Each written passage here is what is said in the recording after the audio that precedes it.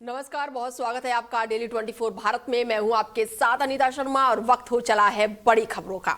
बांग्लादेश में आम चुनाव के लिए मतदान। बांग्लादेश में 299 सीटों पर हो रही है वोटिंग और 299 संसदीय सीटों पर लगातार वोट डाले जा रहे हैं। बड़ी जानकारी आपको बता दें कि बांग्लादेश में आज आम चुनाव के लिए मतदान लगातार जारी है और बांग्लादेश में 299 सीटों पर वोटिंग हो रही है। बांग्लादेश में आज राष्ट्रीय चुनाव के लिए मतदान जारी है और करीब 18 महीने पहले जुलाई 2024 के छात्र विद्रोह के बाद ये बांग्लादेश का पहला चुनाव है और इस बगावत ने 15 साल से शासन कर रही शेख हसीना को सत्ता से बेदखल कर दिया था। उन्हें प्रधानमंत्री पद से इस्तीफा देकर देश छोड़ना पड़ा था और मोहम्मद यूनुस के नेतृत्व में एक अंतरिम सरकार बनी थी। यूनुस के नेतृत्व वाले अंतरिम शासन ने कहा है कि वो स्वतंत्र, निष्पक्ष और शांतिपूर्ण चुनाव कराने के लिए प्रतिबद्ध है।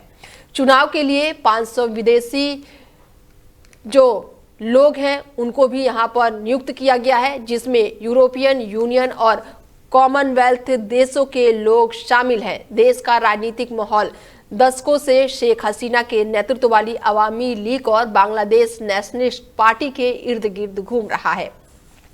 यूनुस प्रशासन के अवामी लीग पर प्रतिबंध लगाने के बाद तारिक रहमान के नेतृत्व वाली बीएनपी आगे निकलती दिखाई दे रही है। बीएनपी को चुनावी जो है वो कट्टर इस्लामिक पार्टी जमाते इस्लामी दे रही है और इसमें 11 पार्टियों के साथ गठबंधन किया है। बांग्लादेश में 13वें सांसदीय चुनाव के लिए 299 सीटों पर मतदान हो रहा है और ये चुनाव शेख हसीना के हटने के बाद से पहला आम चुनाव है। मुख्य मुकाबला बीएनपी और जमाते इस्लामी के बीच हो रहा है। अवामी लीग चुनाव से बाहर है। बड़ी जानकारी आपको दे दें कि बांग्लादेश में आम चुनाव के लिए मतदान लगातार जारी है। बांग्लादेश में 299 सीटों पर लगातार वोटिंग चल रही है और 299 संसदीय सीटों पर लगातार वोट डाले जा रहे हैं। तो वहीं नई श्रम संहिता के खिलाफ आज भारत बंद। देश भर में हड़ताल पर ट्रेड यूनियन और आज हड़ताल पर देश के 30 करोड़ श्रमिक हैं। आज भारत बंद है। बड़ी जानकारी आपको दे दें कि ट्रेड यूनियनों और किसान यूनियनों ने आज देश भर में हड़ताल बुलाई है और आज भारत बंद से देश भर में सामान्य जनजीवन प्रभावित होने की आशंका है। ट्रेड यूनियन, किसान संगठनों और कई सामाजिक संगठनों ने सरकार की नीतियों के खिलाफ भारत बंद का आह्वान किया है और ये हड़ताल लेबर सुधारों और दूसरी पॉलिसी के खिलाफ है। इनके बारे में यूनियनों का कहना है कि ये मजदूरों के अधिकारों और सुरक्षा को कमजोर करती है। भारत बंद की वजह से बैंकिंग सेवाएं, पब्लिक ट्रांसपोर्ट और सरकारी दफ्तरों का कामकाज प्रभावित हो सकता है। भारत बंद की वजह से आम लोगों को परेशानियों का सामना करना पड़ सकता है और आज के भारत बंद से पब्लिक सेक्टर के बैंक, ट्रांसपोर्ट सर्विस, सरकारी ऑफिस और कुछ इंडस्ट्री में रुकावट आ सकती है, खास करके केरल और ओडिशा जैसे राज्यों में जहां पर यूनियन की मजबूत पकड़ है। यूनियनों का दावा है कि इस हड़ताल में देश भर से करीब 30 करोड़ मजदूर शामिल हो सकते हैं। All India trade union Congress की महासचिव के मुताबिक इस बार भागीदारी पिछले आंदोलन से ज्यादा हो सकती है। उन्होंने बताया कि 9 जुलाई 2025 के प्रदर्शन के करीब 25 करोड़ लोग शामिल हुए थे। यूनियन के मुताबिक 600 से ज्यादा जिलों में बंद का असर पड़ सकता है। पिछले साल ये असर लगभग 550 जिलों तक सीमित था। तो वहीं बजट सत्र का आज 12वां दिन है और आज भी हंगामे के आसार। सदन में बजट पर हो रही है चर्चा। वित्त मंत्री आज राज्यसभा में देंगी जवाब। निर्मला सीतारमण राज्यसभा में जवाब देंगी। बड़ी जानकारी, बजट सत्र का आज 12वां दिन है और ऐसे में सदन में बजट पर चर्चा लगातार हो रही है। बुधवार को लोकसभा विपक्ष के नेता राहुल गांधी ने बजट पर बोलते हुए कहा कि सरकार ने इंडिया यूएस ट्रेड डील के जरिए भारत माता को बेच दिया है। ये पूरी तरह से सरेंडर है और अब अमेरिका तय करेगा कि हम किससे तेल खरीदेंगे। हमारा फैसला प्रधानमंत्री नहीं करेंगे। राहुल के आरोपों के जवाब में वित्त मंत्री निर्मला सीतारमण ने कहा कि कांग्रेस कहते हैं कि मोदी ने सरेंडर कर दिया है।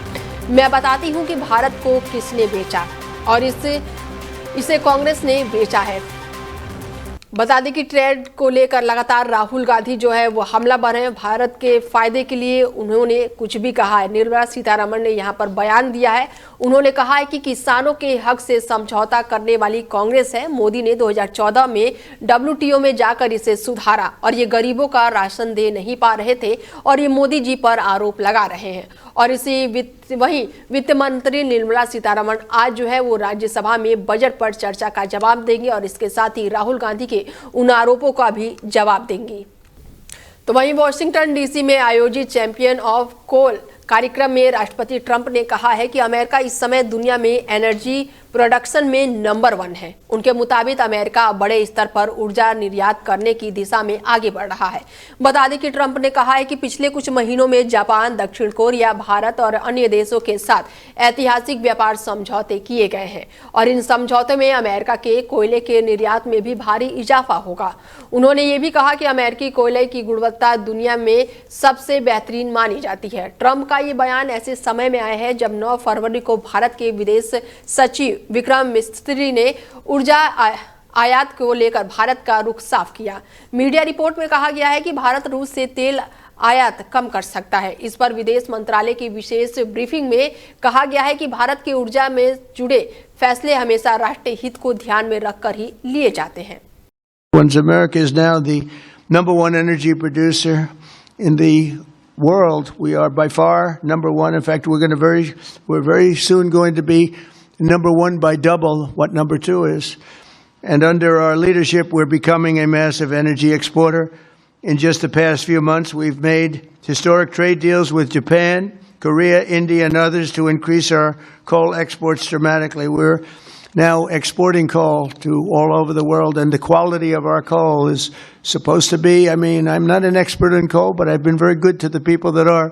The quality of our coal is supposed to be the finest anywhere in the world.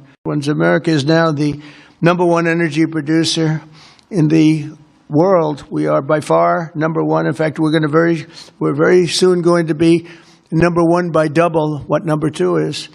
And under our leadership, we're becoming a massive energy exporter. In just the past few months, we've made historic trade deals with Japan, Korea, India, and others to increase our coal exports dramatically. We're now exporting coal to all over the world, and the quality of our coal is supposed to be, I'm not an expert in coal, but I've been very good to the people that are. The quality of our coal is supposed to be the finest anywhere in the world. तो वहीं बिहार लोक सेवा आयोग ने चौथे चरण की शिक्षक नियुक्ति परीक्षा की आधिकारिक तैयारियां जो है वो शुरू कर दी है। आयोग ने इस संबंध में नोटिस भी जारी किया है, जिसके अनुसार उसे विभागीय हजारों पदों पर नियुक्ति के लिए अधियाचना प्राप्त हो गई है। कुल मिलाकर राज्य में शिक्षा बहाली की तैयारी लगातार तेज है और ये अधियाचना सामान्य प्रशासन विभाग के माध्यम से आई है। TRE 4 के तहत लगभग 44,000 शिक्षकों की भर्ती की जाएगी। बता दें कि कुछ दिन पहले ही रोस्टर सामान्य प्रशासन विभाग को भेजा गया था। भर्ती कक्षा 1 से 12 तक के क्लासेस को पढ़ाने के लिए होगी। नोटिस जारी होने के बाद से अभ्यर्थियों में उम्मीद जागी है कि अब प्रक्रिया तेज होगी। बता दें कि बिहार में करीब 6 लाख शिक्षक जो है वो कार्यरत है और पिछले 2 सालों में TRE 1 और TRE 2 और TRE 3 के तहत सवा 2 लाख से ज्यादा शिक्षकों की नियुक्ति हुई है और करीब 3 लाख नियोजित शिक्षक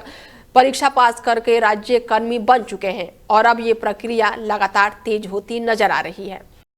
बिहार से बड़ी जानकारी निकलकर सामने आ रही है कि बिहार में शिक्षकों को लेकर बहाली जो है वो तेज होने वाली है और ऐसे में बड़ी जानकारी निकलकर सामने आई है कि अब करीब 3 लाख नियोजित शिक्षक जो हैं वो परीक्षा पास कर चुके हैं और राज्यकर्मी बन चुके हैं और इसके साथ ही अब आगे की तैयारियां जो है वो लगातार तेज होती नजर आ रही हैं और ऐसे में बिहार में करीब 6 लाख शिक्षक जो है अभी वो कार्यरत हैं और ऐसे में आगे इसको और भी बढ़ाने की उम्मीद बताई जा रही है। नोटिस भी जारी किया गया है और नोटिस जारी होने के बाद में से अभ्यर्थियों में अब उम्मीद जागी है कि अब प्रक्रिया जो है वो तेज हो जाएगी। बिहार के लिए ये बड़ी खुशखबरी निकलकर सामने आई है कि शिक्षकों की बहाली को लेकर अब सरकार जो है वो पूरी तरह से लगातार काम कर रही है।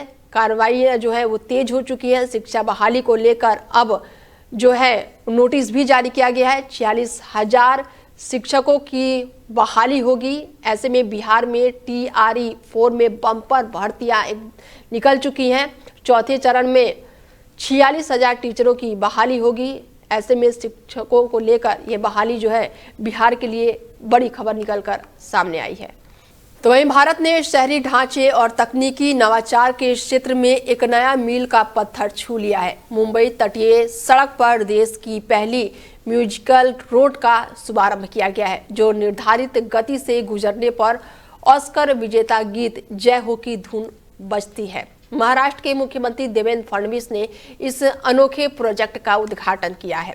कार्यक्रम में उप मुख्यमंत्री एकनाथ शिंदे और शिवसेना के पूर्व सांसद राहुल भी उपस्थित रहे।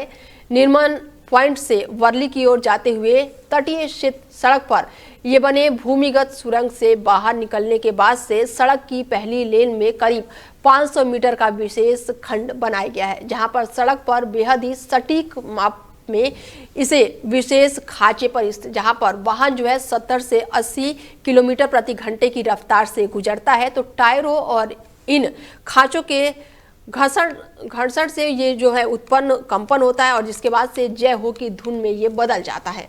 अधिकारी बताते हैं कि ये संगीत बंद खिड़कियों के अंदर भी स्पष्ट सुनाई देता है।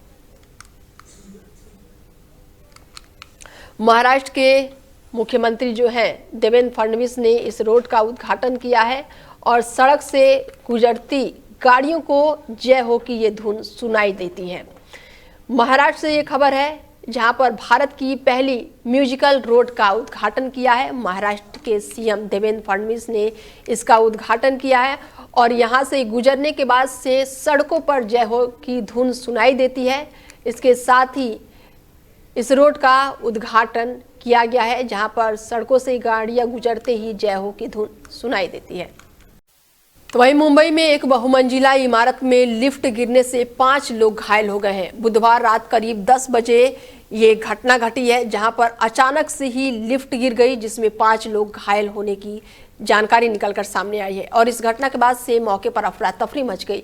हादसे की जानकारी मिलते ही फायर ब्रिगेड, पुलिस, एम्बुलेंस और BMC के स्टाफ मौके पर पहुंचे हैं। इसके साथ ही लगातार यहां पर किसी तरह लिफ्ट का दरवाजा तोड़ा गया है। मिली जानकारी के मुताबिक ग्राउंड प्लस 18 मंजिला इमारत की लिफ्ट जो है वो चौथी मंजिल से अचानक ही नीचे गिर गई। बताया जा रहा है कि लिफ्ट का केबल जो है वो टूटने के कारण ये बड़ा हादसा हुआ है। घटना की सूचना तुरंत ही CP कंट्रोल को दी गई, जिसके बाद से मुंबई फायर ब्रिगेड, स्थानीय पुलिस और कर्मचारी, एम्बुलेंस सेवा और BMC वार्ड के स्टाफ मौके पर पहुंचे। राहत और बचाव कार्य तुरंत शुरू किया गया। घायलों को सुरक्षित बाहर निकाला गया। सभी घायलों को अलग अलग अस्पतालों में भर्ती कराया गया। तो वहीं दिल्ली ट्रैफिक पुलिस ने दिल्ली विश्वविद्यालय के नॉर्थ कैंपस में आयोजित होने वाले दिल्ली यूनिवर्सिटी लिटरेचर फेस्ट को लेकर ट्रैफिक एडवाइजरी जारी कर दी है। ये साहित्य महोत्सव 12 फरवरी से 14 फरवरी तक रोजाना सुबह 9 से रात 8 बजे तक आयोजित किया जाएगा। कार्यक्रम के दौरान बड़ी संख्या में छात्र, शिक्षकों और आम लोगों की मौजूदगी को देखते हुए कई प्रमुख सड़कों पर यातायात प्रभावित होने की संभावना जताई गई है। ट्रैफिक पुलिस की एडवाइजरी के अनुसार ये कार्यक्रम जो है नॉर्थ कैंपस स्थित मल्टीपर्पज हॉल, शंकरलाल ऑडिटोरियम और साथ ही ग्राउंड में आयोजित किया जाएगा और इसी कारण आसपास के इलाकों में ट्रैफिक का दबाव बढ़ेगा। कुछ मार्गों पर अस्थायी रूप से यातायात धीमी या फिर डाइवर्ट किया जा सकता है। एडवाइजरी में बताया गया है कि छात्र मार्ग, GC, नारंग मार्ग और यूनिवर्सिटी मार्ग, इसके साथ ही तेग बहादुर मार्ग और मॉल रोड पर इन तीनों रास्ते पर काफी ट्रैफिक होने की आशंका है, जिसके साथ अब पुलिस ने ट्रैफिक एडवाइजरी जारी कर दी है। पुलिस की तरफ से एडवाइजरी जारी कर दी गई है और आज से शुरू हो रहा है लिटरेचर फेस्टिवल, जिसमें बड़ी संख्या में छात्र, शिक्षक और आम लोगों के पहुंचने की आशंका जताई जा रही है, जिसके चलते ट्रैफिक जो है वो काफ़ी प्रभावित होगा, जिसको देखते हुए पुलिस ने एडवाइजरी जारी की है। आसपास के लोगों को और शिक्षकों और छात्रों के पहुंचने के आसार हैं, जिसके चलते ट्रैफिक बुरी तरह से प्रभावित हो सकता है और इसको देखते हुए पुलिस ने ट्रैफिक एडवाइजरी जारी कर दी है। तो वहीं दिल्ली मेरठ एक्सप्रेसवे पर बड़ा हादसा सामने आया है, जहां पर ट्रक से कार टकराने के बाद से 2 महिलाओं की मौत से वहां पर हंगामा हो गया और भारी जाम लग गया। जानकारी के मुताबिक गाजीपुर बॉर्डर पर ये रोड एक्सीडेंट हुआ है, जहां पर एक कार ट्रक में जा घुसी, जिसमें 2 महिलाओं की मौत हो गई और इसके बाद से विरोध प्रदर्शन को देखते हुए ट्रैफिक जाम लग गया। इसका वीडियो भी अब सामने आया है, जहां पर हादसे के बाद से लगे जाम को खुलवाने के लिए पुलिसकर्मी और आम नागरिक मदद करने में जुट गए। दिल्ली में राष्ट्रीय राजमार्ग 24 पर गाजीपुर टोल प्लाजा पर एक खड़ी ट्रक से कार की टक्कर हो जाने के बाद से 2 महिलाओं की मौत हो गई। पीड़ित महिलाएं देहरादून से दिल्ली जा रही थी और तभी यह हादसा हुआ। पुलिस अधिकारी घटनास्थल पर पहुंच चुके हैं और आगे की जांच पड़ताल लगातार जारी है। तो वहीं राजधानी दिल्ली में आज सुबह वायु गुणवत्ता बेहद ही खराब श्रेणी में रही। केंद्रीय प्रदूषण नियंत्रण बोर्ड के अनुसार सुबह 7 बजे एयर क्वालिटी जो है वो 209 दर्ज की गई है। सीपीसीबी के अनुसार मंगलवार सुबह 7 बजे राजधानी का AQI जो था वो 200 से ज्यादा था, जबकि बुधवार को ये बढ़कर 280 दर्ज किया गया है और ये जो श्रेणी है बेहद ही खराब श्रेणी में आती है। और आज सुबह AQI की बात करें तो 209 रिकॉर्ड हुआ है। और इसी दौरान भारतीय मौसम विज्ञान विभाग के अनुसार दिल्ली में सुबह 7 बजे तापमान जो था वो 13.6 डिग्री सेल्सियस दर्ज किया गया है। इसके साथ ही आज अधिकतम तापमान जो है वो 25 से 27 डिग्री सेल्सियस के बीच रह सकता है। शुक्रवार को आकाश में बादल छाए रहने के आसार हैं और सुबह के वक्त हल्की धुंध भी हो सकती है। न्यूनतम तापमान जो है 11 से 13 डिग्री सेल्सियस के बीच रह सकता है। शनिवार को न्यूनतम तापमान में 1 से 2 डिग्री सेल्सियस की बढ़ोतरी हो सकती है। फिलहाल बुलेटिन में मेरे साथ इतना ही। खबरें लगातार जारी है, बने रहिए आप हमारे साथ और देखते रहिए डेली 24 भारत। नमस्कार।